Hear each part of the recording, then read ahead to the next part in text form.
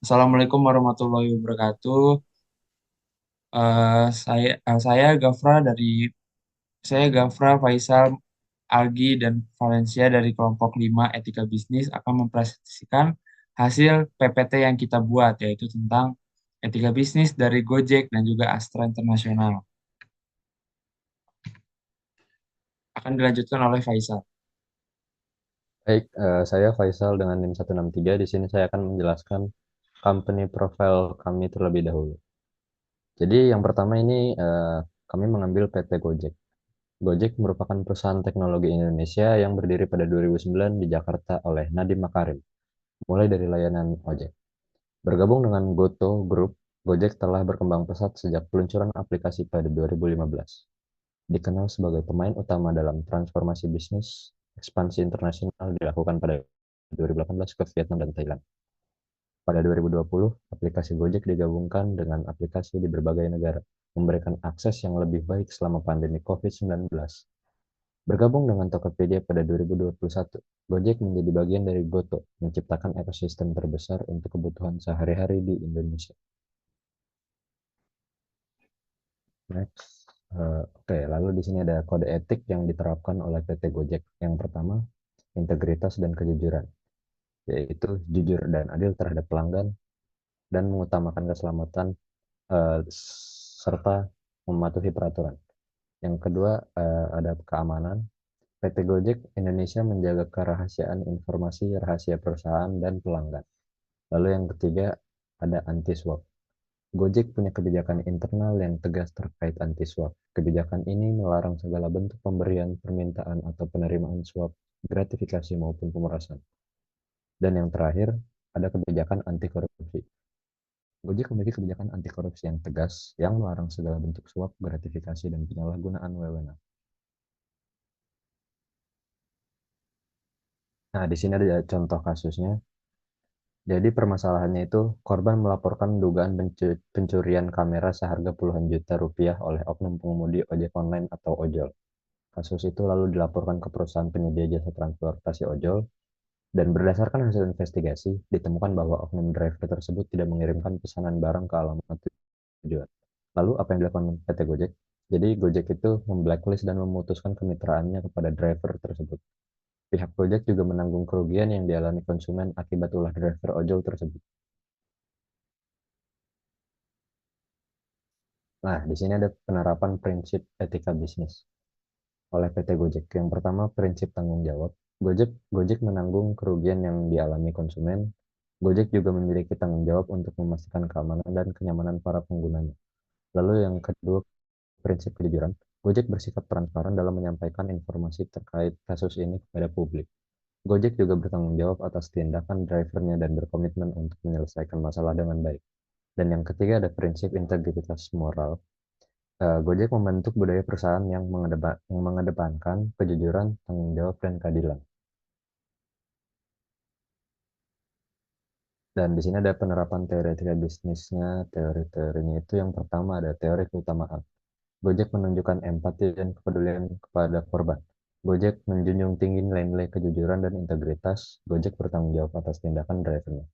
Lalu teori teleologi, Gojek memutuskan kemitraan dengan driver untuk melindungi pelanggan dan menjaga reputasi perusahaan. Gojek juga membantu korban dengan mengganti kameranya atau memberikan kompensasi. Gojek meningkatkan pelatihan driver untuk mencegah kejadian serupa. Dan teori yang terakhir yaitu teori deontologi, yaitu kode etik perusahaan. Gojek menerapkan good government sejak awal didirikan pada tahun 2010. Dan bentuk tanggung jawab yang dilakukan Gojek, Gojek memutus kemitraan dengan driver yang membawa kabur kamera. Gojek membuat aturan dan kode etik yang lebih ketat untuk driver, dan Gojek memberikan sanksi tegas kepada driver yang melanggar aturan dan kode etik. Selanjutnya akan dijelaskan oleh teman saya, Gafra. Oke. Di sini saya akan menjelaskan tentang program decision. Di sini Gojek punya penentuan tarif, yaitu menggunakan algoritma terprogram yang menguntungkan yang memperhitungkan jarak, waktu tempuh, permintaan, dan kondisi lalu lintas secara otomatis untuk setiap permintaan perjalanan. Kedua adalah penilaian kinerja. Gojek menggunakan sistem terprogram yang memperhitungkan rating pelanggan, waktu penyelesaian masalah, konfirmasi dan pelanggan untuk menilai kinerja pengemudi dan mitra merchant secara otomatis. Kedua adalah unprogrammed decision. Di sini Gojek punya penanganan keluhan pelanggan.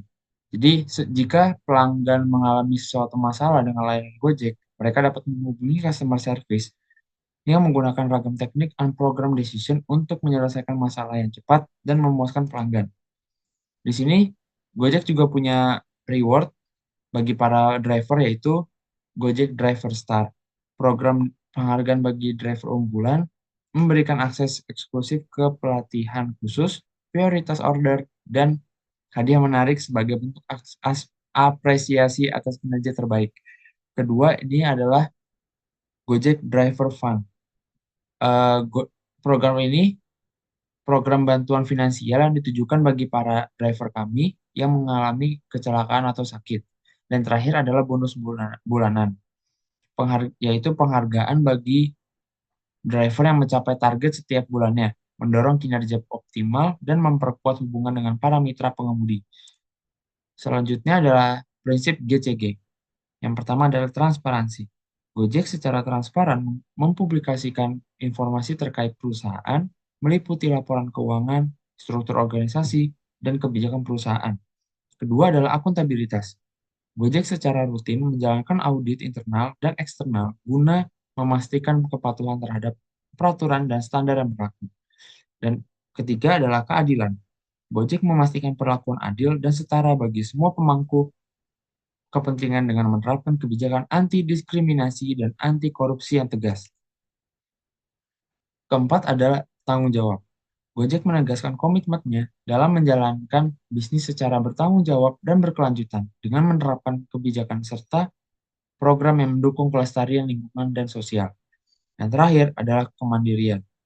Gojek menegakkan struktur organisasi yang menjamin independensi Dewan Komisaris dan Direksi, dilengkapi dengan mekanisme penjagaan konflik kepentingan serta pengambilan keputusan yang objektif. Selanjutnya akan dijelaskan oleh Valencia.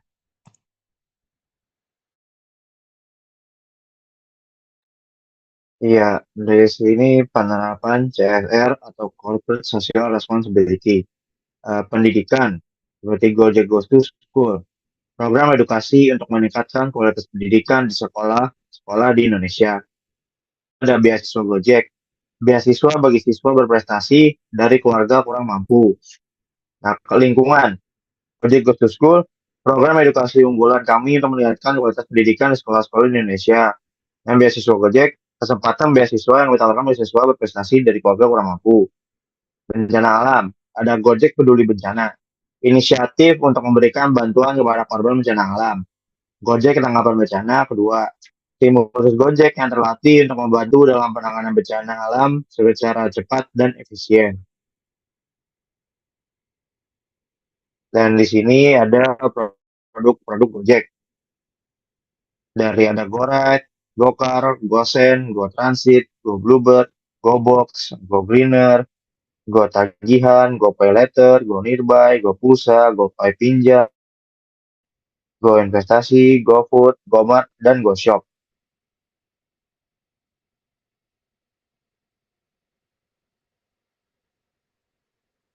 Dan ini ada etika pemasaran pada PT Gojek.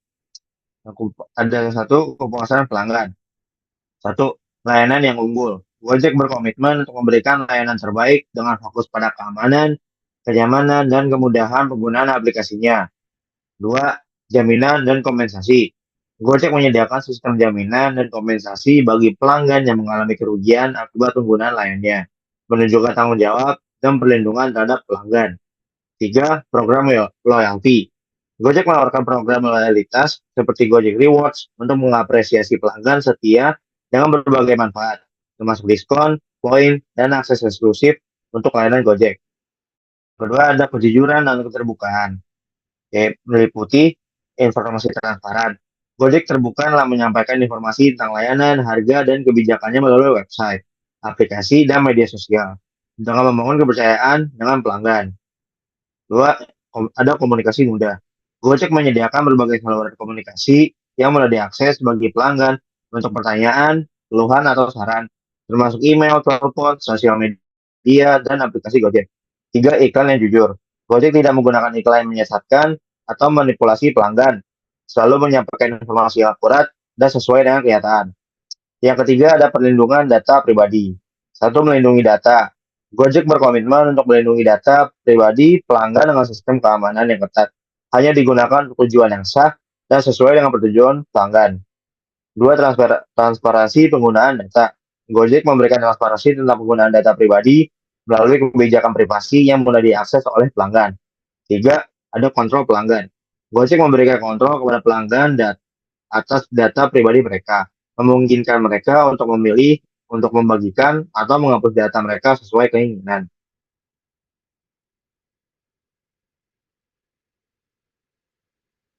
Dan ini ada prinsip etika pemasaran. Yang pertama, kejujuran dan keterbukaan. Transparansi informasi. Gojek menyampaikan informasi tentang layanan, harga dan kebijakan secara terbuka melalui website, aplikasi, dan media sosial. Membangun kepercayaan dengan pelanggan. Komunikasi yang mudah. Gojek menyediakan saluran komunikasi yang mudah diakses bagi pelanggan untuk memberikan pertanyaan, keluhan, atau saran, menunjukkan perhatian terhadap umpan balik pelanggan. Iklan yang jujur. Gojek tidak menggunakan iklan yang menyesatkan atau menipu pelanggan. Selalu menyampaikan informasi yang akurat sesuai dengan kenyataan. Kepuasan pelanggan. Layanan unggul. Gojek selalu berusaha memastikan keamanan, kenyamanan, dan kemudahan penggunaan aplikasinya. Jaminan kompensasi. Gojek memiliki sistem jaminan dan kompensasi bagi pelanggan yang mengalami kerugian. Gojek telah bertanggung jawab dan melindungi pelanggan. Program loyalitas. Gojek memberikan program loyalitas seperti Gojek Rewards untuk menghargai pelanggan setianya dengan berbagai keuntungan, diskon, poin, dan akses eksklusif ke layanan Gojek. Implementasi etika bisnis dan MSDM. Satu, ada rekrutmen dan pengambilan karyawan, etika, dan transparan. Proses rekrutmen Gojek didasarkan pada prinsip meritokrasi dan terbuka, adil, dan transparan. Untuk memastikan bahwa memiliki rekam jejak yang baik dan memenuhi standar tinggi kami melakukan pemeriksaan latar belakang, pengembangan serta pembinaan untuk karyawan. Untuk meningkatkan kompetensi dan keahlian karyawan, Gojek menyediakan berbagai pelatihan dan pengembangan yang menawarkan peluang karir dan pertumbuhan. Berikutnya akan dilanjutkan oleh teman saya, Algi. Oke, perkenalkan nama saya Muhammad Algi Fahri dengan NIM 166. Kemudian ada kebijakan anti korupsi, di mana ada komitmen pimpinan. Pimpinan PT Gojek Indonesia berkomitmen untuk membangun budaya anti korupsi dan menegakkan integritas dalam perusahaan. Komitmen ini diwujudkan melalui berbagai kebijakan dan program anti korupsi seperti penyusunan kode etik, pelatihan anti korupsi, dan pembentukan kanal pelaporan pelanggaran. Kemudian ada pengendalian internal, di mana PT Gojek Indonesia menerapkan sistem pengendalian internal yang kuat untuk mencegah dan mendeteksi korupsi. Sistem ini meliputi kontrol atas proses bisnis, manajemen risiko, dan audit internal. Kemudian ada whistleblowing, di mana PT Gojek Indonesia menyediakan kanal pelaporan pelanggaran yang aman dan mudah diakses bagi karyawan untuk melaporkan dugaan korupsi. Kanal pelaporan ini dijaga kerahasiaannya dan pelopor dilindungi dari tindakan balas dendam. Kemudian ada sanksi yang tegas, di mana PT Gojek Indonesia menerapkan sanksi yang tegas bagi karyawan yang terbukti melakukan korupsi. Sanksi ini dapat berupa teguran tertulis seperti demosi, pemecatan, dan bahkan tuntutan pidana.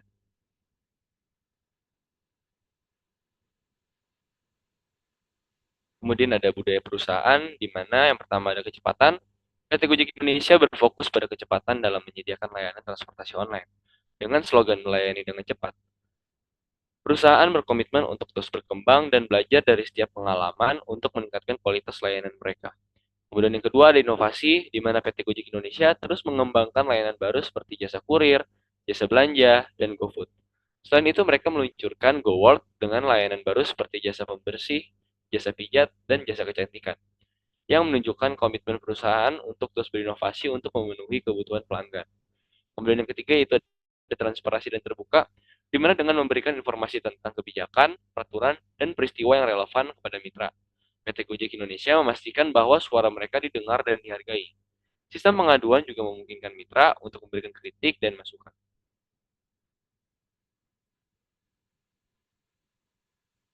Kemudian ada prinsip etika bisnis internasional, di mana yang pertama ada kejujuran dan transparansi. Gojek harus memastikan bahwa semua informasi yang disampaikan kepada publik, mitra, dan pemerintah di negara-negara yang mereka masuki adalah benar dan juga transparan. Kemudian juga keadilan dan kewajaran, di mana Gojek harus memperlakukan semua mitranya, baik mitra pengemudi, mitra merchant, maupun pelanggan secara adil dan juga wajar. Kemudian juga ada kepatuhan terhadap regulasi, di mana Gojek harus mematuhi semua peraturan dan perundang-undangan yang berlaku di setiap negara tempat mereka beroperasi. Kemudian juga ada penghormatan terhadap budaya lokal, di mana Gojek harus menghormati budaya lokal di setiap negara tempat mereka beroperasi, termasuk nilai-nilai, tradisi, dan adat istiadat. Yang terakhir ada kepedulian terhadap lingkungan, di mana Gojek harus menerapkan praktik bisnis yang ramah lingkungan dan berkontribusi pada pelestarian lingkungan di negara-negara tempat mereka beroperasi.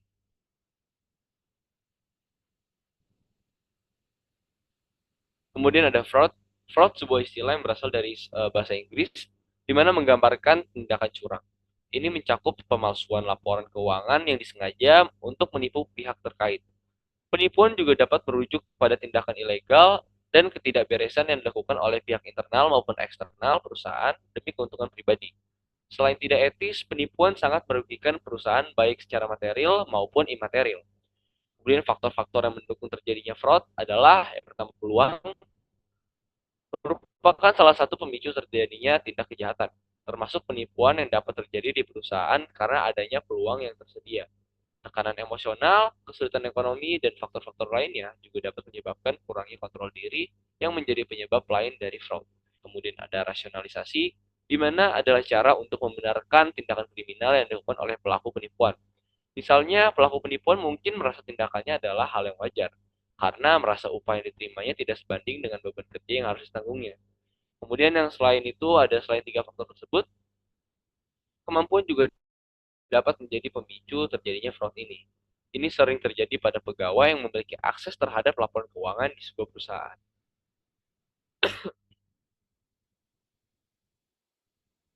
Kemudian ada dampak dan akibat dari fraud. Yang pertama yaitu kerugian dari segi reputasi, di mana penipuan yang menyebabkan kerugian besar dari segi reputasi yang seringkali lebih signifikan daripada kerugian finansial. Dampaknya adalah reputasi yang telah dibangun dengan susah payah menjadi terancam karena kehilangan kepercayaan dari konsumen dan juga masyarakat. Kemudian ada kerugian finansial. Selain dari segi reputasi, penipuan juga merugikan perusahaan secara finansial yang berdampak pada keuntungan atau profit yang diperoleh. Kemudian juga ada sanksi sosial, di mana ada sanksi sosial yang dapat timbul akibat penipuan. Salah satunya adalah penggunaan uang hasil penipuan oleh pelaku penipuan untuk melakukan tindakan kriminal atau terorisme. Sanksi lainnya adalah hilangnya kepercayaan masyarakat terhadap lembaga atau perusahaan tertentu. Selain itu juga ada cara mendeteksinya adanya fraud dengan cara melakukan audit internal dan eksternal audit, yaitu melalui proses pemeriksaan perusahaan yang terkait dengan penyajian laporan keuangan. Kemudian juga ada memeriksa jajaran manajerial, di mana penyelewengan jabatan dan kecurangan dalam laporan keuangan seringkali terjadi karena bantuan dari jajaran manajerial atau individu yang berinteraksi langsung dengan data sensitif. Kemudian yang terakhir yaitu ada memeriksa karakteristik laporan keuangan adalah metode ketiga dengan memeriksa karakteristik laporan keuangan perusahaan. Pemeriksaan ini mencakup catatan tentang pendapatan dan pengeluaran, selain itu kewajiban, aset perusahaan, dan juga ekuitas.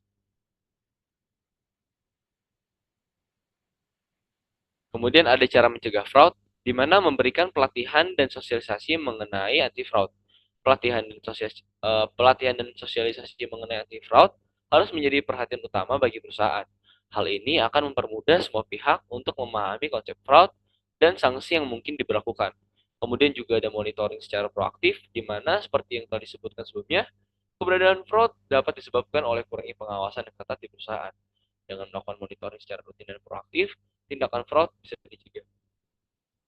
Kemudian juga ada implementasi PT Gojek, di mana PT Gojek telah mengimplementasikan beberapa langkah untuk mencegah fraud. Berikut adalah beberapa contoh langkah yang telah diambil, yaitu pengawasan dan pengendalian internal, di mana PT Gojek telah meningkatkan pengawasan dan pengendalian internal Untuk mencegah kecurangan, pengawasan, dan pengendalian internal ini dilakukan dengan cara memantau transaksi, memantau kinerja, dan juga memantau budaya perusahaan. Selain itu juga ada pendidikan dan pelatihan, di mana PT Gojek telah memberikan pendidikan dan pelatihan yang intensif kepada driver dan staff untuk meningkatkan kesadaran dan kemampuan dalam mencegah kecurangan. Pendidikan dan pelatihan ini dilakukan dengan cara memastikan bahwa semua staff memiliki kemampuan yang sama untuk mencegah kecurangan. Oke, kemudian akan saya kembalikan kembali ke Faisal. Oke, baik. Jadi yang kedua di sini kami mengambil PT Astra.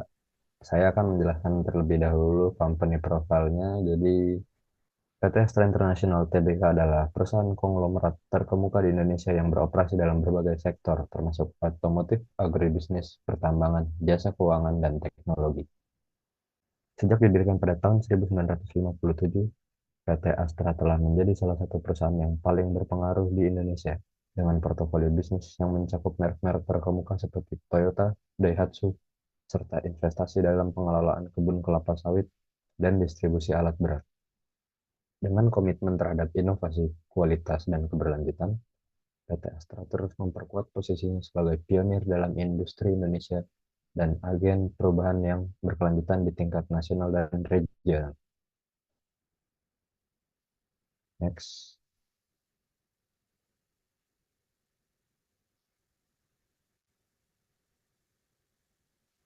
Di sini ada kode etik yang diterapkan PT Astra. Jadi yang pertama ada integritas dan kejujuran. PT Astra berkomitmen terhadap kepatuhan hukum dan transparansi serta akuntabilitas. Lalu ada keamanan. PT Astra memastikan keselamatan kerja dan perlindungan data dan informasi. Lalu yang ketiga ada kebijakan anti korupsi. PT Astra melakukan pelatihan dan pendidikan anti korupsi serta pengawasan dan penegakan hukum. Dan yang terakhir ada kebijakan anti suap. Jadi PT Astra itu melakukan penghindaran konflik kepentingan dan komitmen terhadap transparansi dan integritas. Next.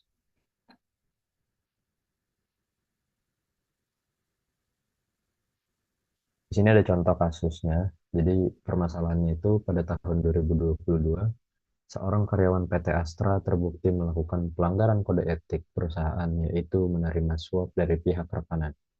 Hal ini tentu saja mencemarkan nama baik perusahaan dan dapat merusak kepercayaan publik. PT Astra melakukan beberapa langkah untuk mengatasi pelanggaran kode etik tersebut dengan cara melakukan investigasi untuk mengetahui secara detail kronologis kejadian dan pihak-pihak yang terlibat. Lalu PT Astra juga memberikan sanksi tegas kepada karyawan yang terbukti melakukan pelanggaran sesuai dengan peraturan perusahaan. Dan hasil dari yang telah dilakukan PT Astra, karyawan yang terbukti melakukan pelanggaran diberhentikan dengan tidak hormat, dan perusahaan juga memperkuat sistem internal untuk mencegah terjadinya pelanggaran kode etik di masa depan.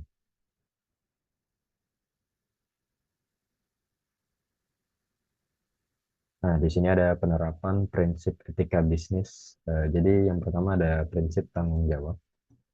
PT Astra melaksanakan kewajiban perpajakan dengan baik dan tepat waktu, dan PT Astra melaksanakan tanggung jawab sosial perusahaan, serta melaksanakan kewajiban keterbukaan informasi sesuai regulasi bidang pasar modal.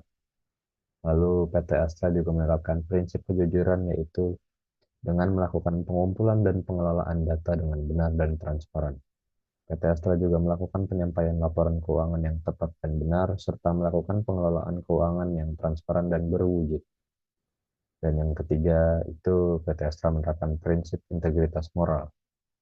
PT Astra menyediakan produk dan layanan yang tepat dan tepat waktu. Serta PT Astra juga menyediakan informasi transparan dan benar kepada konsumen dan pihak-pihak lain. Dan yang terakhir, PT Astra juga melakukan pengelolaan keuangan yang transparan dan berwujud.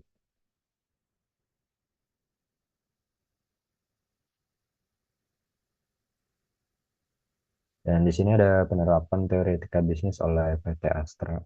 Jadi yang pertama, teori keutamaannya, PT Astra itu melakukan audit internal secara berkala untuk memastikan kepatuhan terhadap kode etik, dan PT Astra juga terus melakukan penelitian dan pengembangan untuk meningkatkan kualitas produk dan layanannya.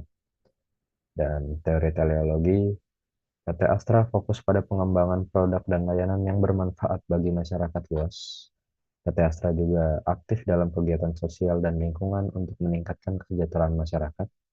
PT Astra juga menerapkan sistem penghargaan yang mendorong karyawan untuk mencapai tujuan yang bermanfaat bagi perusahaan dan stakeholder. Dan yang terakhir ada teori deontologi. Yang pertama ada kode etik. PT Astra memiliki kode etik yang jelas dan tegas yang mengatur perilaku karyawannya. Kode etik ini didasarkan pada prinsip-prinsip deontologi seperti keadilan, kejujuran, integritas, dan kebaikan. Lalu yang kedua ada pelatihan etika.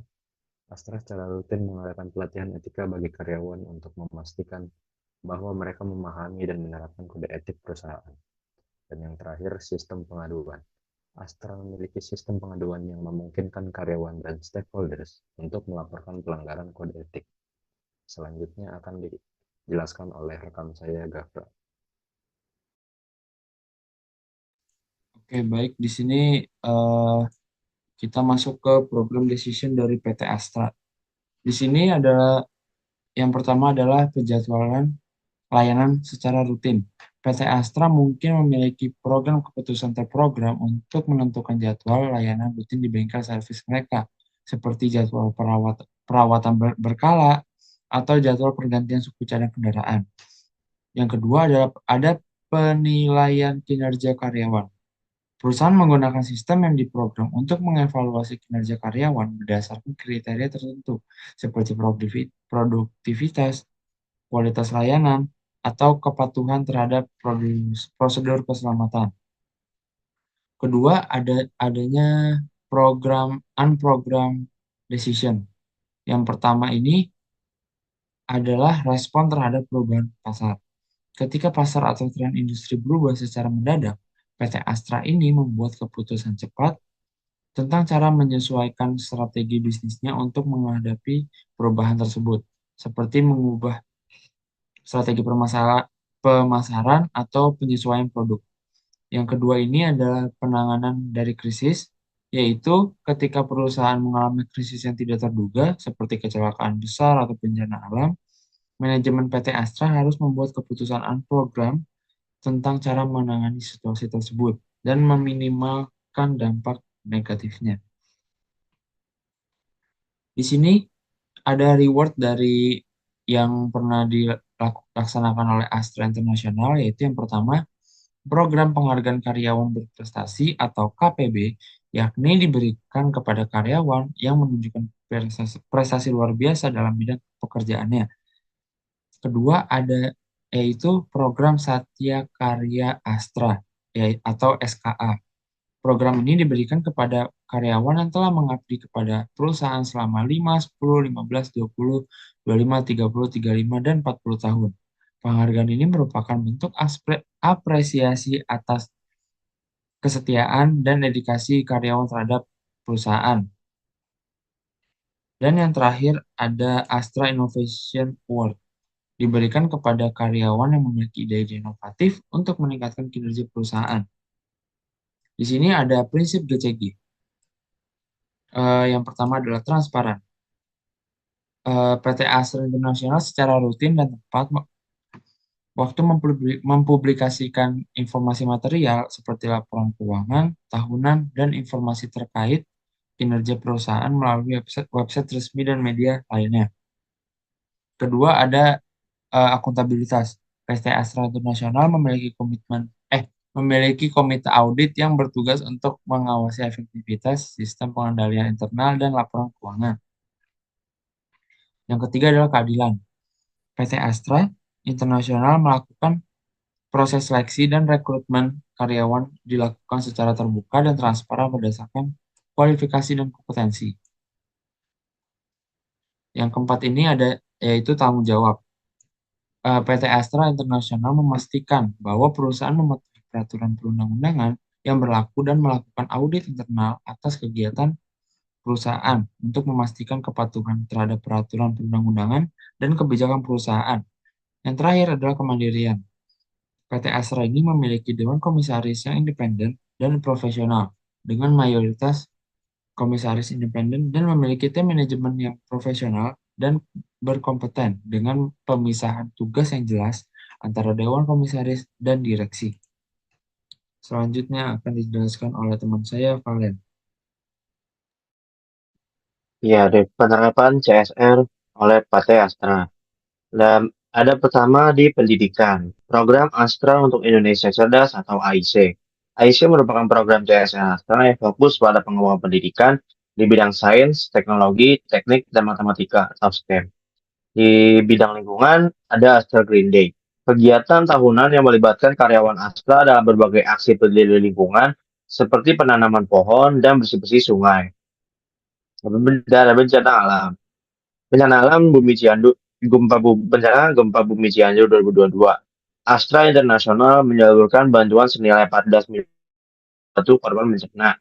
Bantuan ini meliputi makanan, air minum, obat-obatan, pakaian, dan kebutuhan dasar lainnya. Astra juga membangun kembali rumah, sekolah, dan fasilitas umum yang rusak akibat bencana. Dan etika pemasaran PT Astra International. PT Astra International melakukan penerapan etika pemasaran dengan cara mengacu pada filosofi catur dharma dan tujuan untuk sejahtera bersama bangsa. Perusahaan ini memiliki komitmen terhadap tanggung jawab yang tercermin melalui Public Contribution Roadmap. PT Astra International juga memastikan bahwa komitmen dalam upaya untuk menyebarkan manfaat program kesejahteraan seluruh Nusantara selalu perlu diperluas atau difokuskan.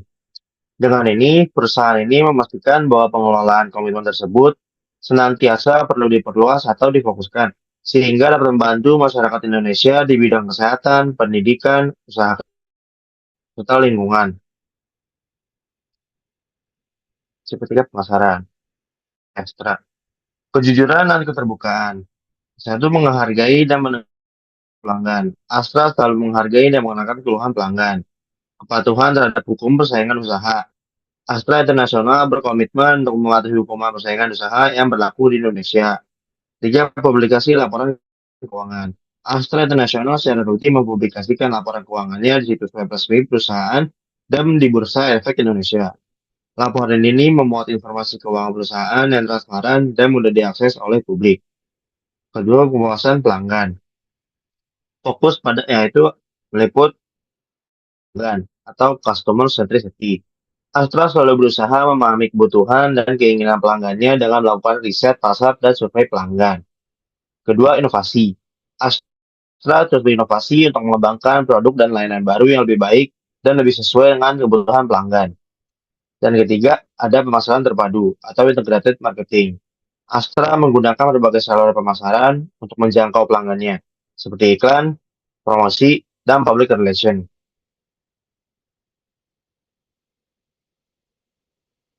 Dan ini ada implementasi bisnis dan MSDM. Pertama, pengembangan SDM. Banyak program pengembangan SDM PT Astra International, termasuk pelatihan dan pengembangan keterampilan, berfokus pada peningkatan kualitas tenaga kerja dan kesejahteraan karyawan. Program-program ini dirancang untuk memastikan pertumbuhan yang berkelanjutan bagi karyawan dan perusahaan. Yang kedua, ada program CSR. PT Astra International memiliki program CSR untuk berbagai hal, seperti lingkungan, pendidikan, dan kesehatan.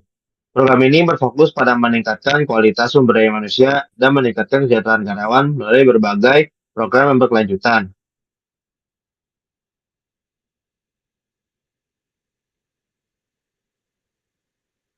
Ini ada kebijakan anti korupsi PT Astra. Kode etik bisnis Astra. Kode etik ini menjadi pedoman bagi seluruh karyawan Astra dalam menjalankan tugasnya sehari-hari dengan menekankan pada prinsip-prinsip integritas, kejujuran, dan profesionalisme. Dan kedua, unit pengaduan internal atau UPI. UPI menyediakan saluran bagi karyawan untuk melaporkan dugaan tindak korupsi atau pelanggaran kode etik lainnya. Laporan yang diterima UPI akan ditindaklanjuti secara objektif dan profesional. Yang ketiga, komitmen pimpinan. Pimpinan Astra secara aktif mendukung dan mempromosikan budaya akuntabilitas dan transparansi di seluruh perusahaan. Dan keempat, kerjasama dengan penegak hukum. Astra berkomitmen untuk bekerja sama dengan dalam pemberantasan korupsi. Dan selanjutnya akan diteruskan dengan dari teman saya lagi. Oke, kemudian ada budaya perusahaan, di mana yang pertama Astra 2030 Sustainability Aspiration. yaitu menetapkan aspirasi dan target yang spesifik untuk meningkatkan kualitas bisnis dan kontribusi terhadap masyarakat dan lingkungan. Yang kedua, ada pengembangan kemitraan, di mana meningkatkan kemitraan dengan pemasok, mitra, dan masyarakat untuk meningkatkan kontribusi dan juga kualitas bisnis. Yang ketiga yaitu ada optimasi bisnis, di mana strategi optimalisasi bisnis ini digunakan oleh Astra Internasional untuk meningkatkan efisiensi dan kualitas bisnis. Beberapa contohnya adalah strategi optimalisasi bisnis adalah yang pertama yaitu meningkatkan efisiensi operasional dengan teknologi dan inovasi. Yang kedua yaitu meningkatkan kualitas produk dan jasa dengan teknologi dan inovasi.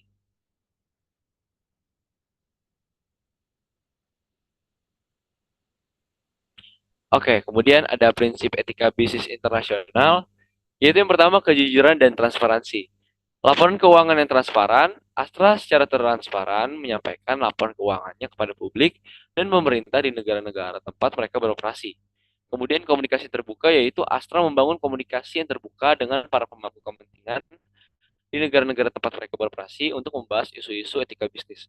Kemudian juga ada keadilan dan kewajaran, yaitu sistem gaji yang adil.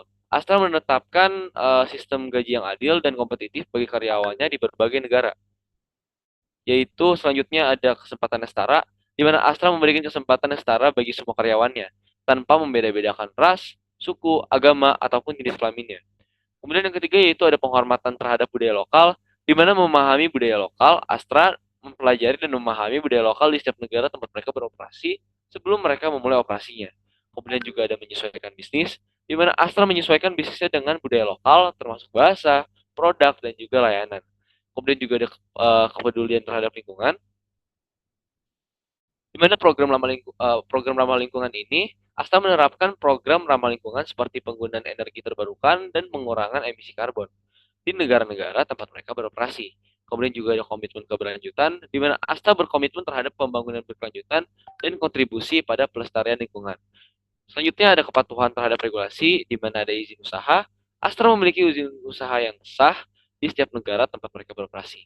Kemudian juga mematuhi hukum, di mana Astra mematuhi semua peraturan dan perundang-undangan yang berlaku di setiap negara tempat mereka beroperasi.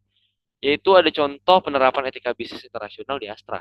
Di Filipina, Astra menjalin kerjasama dengan komunitas lokal untuk meningkatkan akses pendidikan dan kesehatan bagi masyarakat pedesaan. Kemudian di Malaysia, Astra menerapkan program Go Green, di mana untuk mempromosikan penggunaan kendaraan listrik dan mengurangi emisi karbon.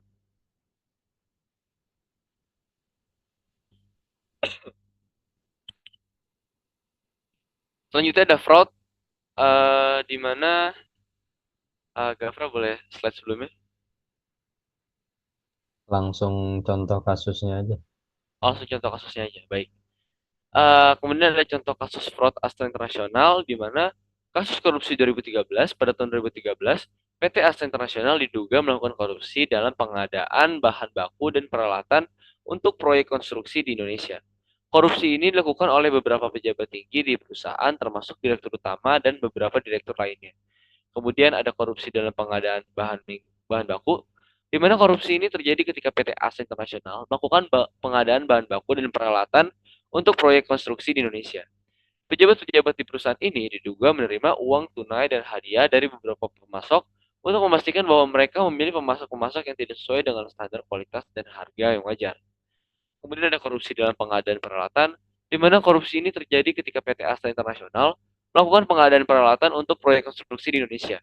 Pejabat-pejabat di perusahaan ini diduga menerima uang tunai dan hadiah dari beberapa pemasok untuk memastikan bahwa mereka memilih pemasok-pemasok yang tidak sesuai dengan standar kualitas dan harga yang wajar.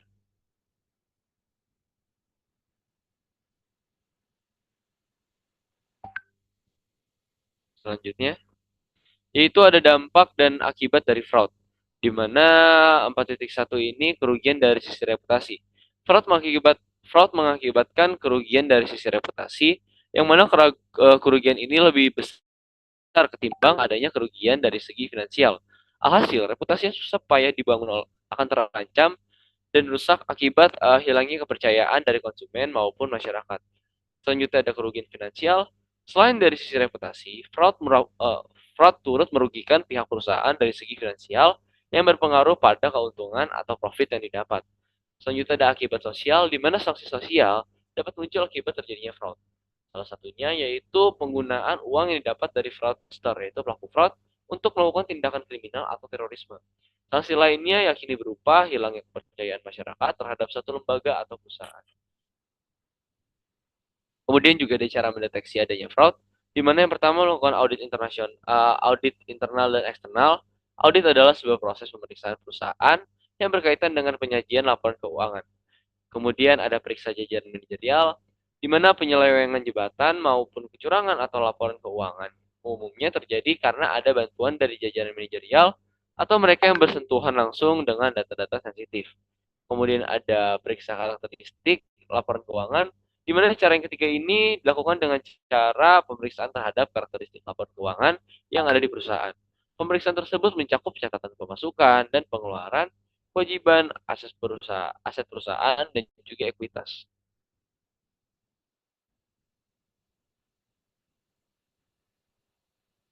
Kemudian ada cara mencegah fraud, di mana yang pertama memberikan pelatihan dan sosialisasi mengenai anti fraud. Pelatihan dan sosialisasi anti fraud ini harus menjadi perhatian lebih bagi perusahaan. Dengan begitu akan lebih mudah bagi semua orang untuk memahami apa itu fraud dan sanksinya yang mungkin berlaku. Yang kedua itu monitoring secara proaktif. Seperti yang sudah disinggung sebelumnya, fraud ada karena longgarnya pengawasan yang ada pada sebuah perusahaan. Dengan melakukan monitoring secara rutin dan proaktif, tindakan fraud ini bukan tidak mungkin untuk dicegah. Kemudian yang ketiga yaitu penetapan hukum secara tegas, di mana peraturan yang ditetapkan secara tegas dapat menjadi suatu pencegahan timbulnya fraud di perusahaan. Misalnya, dengan menerapkan SOP yang ketat dan tidak hanya sebatas teoritis semata. Kemudian yang keempat yaitu ada menyediakan tim khusus investigasi. Selain menerapkan kebijakan yang tegas untuk menghindari terjadinya fraud, pihak perusahaan sudah seyogianya menyediakan saluran pelaporan untuk mewadahi segala bentuk aduan terkait indikasi fraud yang ada. Kemudian yang kelima yaitu audit secara internal dan eksternal. Melakukan audit secara internal maupun eksternal untuk mengecek kebenaran laporan keuangan perusahaan. Merupakan sebuah upaya untuk menemukan berbagai potensi fraud yang mungkin terjadi oleh pegawai terkait. Kemudian ada implementasi asta internasional, yaitu komitmen bersama dalam perusahaan untuk mencegah dan mendeteksi fraud, yaitu PT Asta Internasional telah mengimplementasikan sistem yang melibatkan semua pihak, mulai dari manajemen puncak hingga staf bawah, untuk mencegah dan mendeteksi fraud. Hal ini dilakukan dengan cara memastikan adanya komitmen yang kuat dari semua pihak dan memperbaiki budaya perusahaan yang mengarah pada integritas dan transparansi. Kemudian ada sistem manajemen keamanan informasi yaitu ISMS, di mana PT Asta International telah mengimplementasikan sistem manajemen keamanan informasi atau ISMS yang sesuai dengan standar ISO 27701 untuk memastikan keamanan dan privasi informasi perusahaan. Hal ini dilakukan untuk mencegah akses tidak sah dan penggunaan informasi yang tidak sah. Kemudian ada pengawasan dan pemantauan, di mana PT Asta International melakukan pengawasan dan pemantauan yang ketat terhadap semua aktivitas perusahaan untuk memastikan bahwa tidak ada tindakan fraud yang terjadi. Hal ini dilakukan dengan cara memantau transaksi, memantau kinerja, dan memantau budaya perusahaan.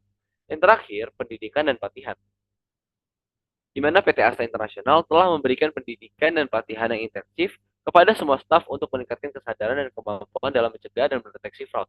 Hal ini dilakukan untuk memastikan bahwa semua staf memiliki kemampuan yang sama untuk mencegah dan mendeteksi fraud.